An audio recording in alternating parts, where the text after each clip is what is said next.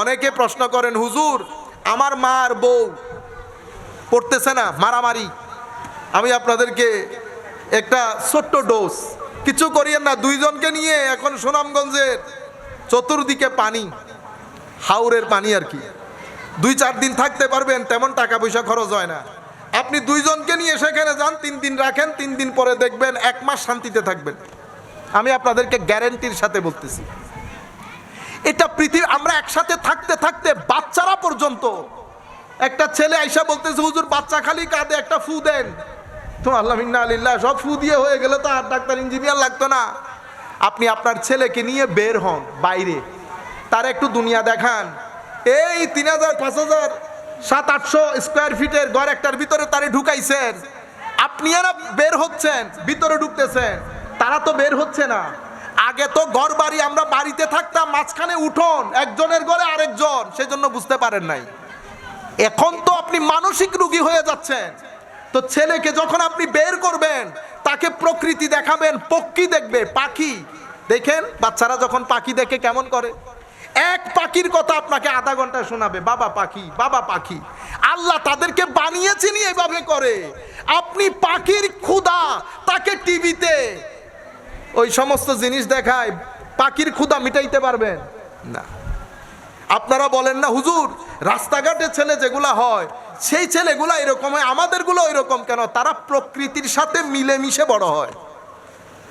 আমার ছেলে, আমারগুলো সেই জন্য ইংল্যান্ড আমেরিকার মধ্যে ওরা কি করে, ওরা বড় বড় পার্ক করে। সেই পার্কের মধ্যে বাবারা হাঁটে, ছেলেদেরকে নিয়ে যায়, ফুটবল খেলে। যদি ওইটা না থাকতো, পরিস্থিতি আরো করুণ হতো। আমি আপনাদেরকে বলছি, শুধু মাহফিল করলে তো আর হবে না।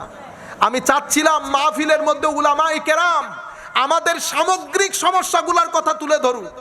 আমাদের সমস্যার কোনো ঠিকানা নাই।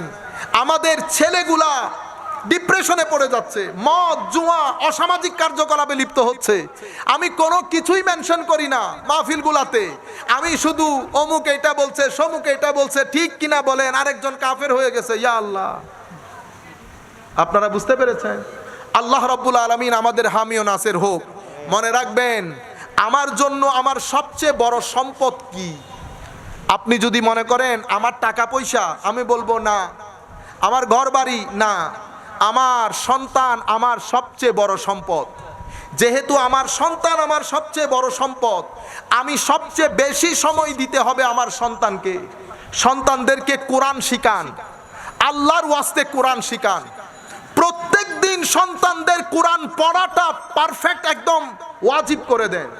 এখন আপনি যদি নিজে না পড়েন, সেটা আপনি করতে পারবেন না। আপনি কোরআন শরীফ পড়েন, অন্তত কোরআন শরীফকে দেখেন। আমার ভাইয়েরা, এই যুগে অনেক অনেক অনেক জরুরি। আপনি টাকা ইনকাম যেভাবে করছেন কষ্ট করে, এই টাকা আপনার শরীরের চাহিদা মিটাবে, মনের ক্ষুধা মিটাবে না। মনের ক্ষুধা মিটাই মাজারের জিয়ারত, মনের ক্ষুধা মিটাবে এই মাহফিল, মনের ক্ষুধা মিটাবে মা বাবার সাথে বসে মা বাবাকে দেখে থাকা। আপনারা বুঝতে পেরেছেন?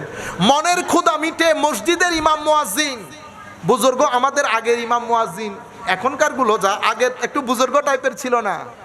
হায় হায়, এই ধরনের বুজুর্গানে দিনের এমনি একটু করেও যাবেন, পান একটা দিয়ে 2-4 মিনিট থেকে আসবেন, এগুলো আপনার ভিতরকে চার্জ করে ফেলবে।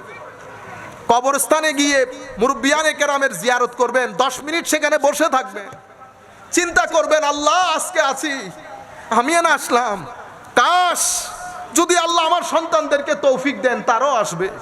আজকে আমি উপরে, কালকে আমি নিচে, বিষয়গুলোকে ফিল করবেন, দেখবেন আপনার ভিতরের 10 বছরের টেনশন খতম হয়ে যাবে। আপনারা বুঝতে পেরেছেন? নূর, কোরআনের নূর, হাদিসের নূর, মসজিদের নূর, সুহবতের নূর, এই নূর আপনার জন্য অনেক জরুরি জিনিস।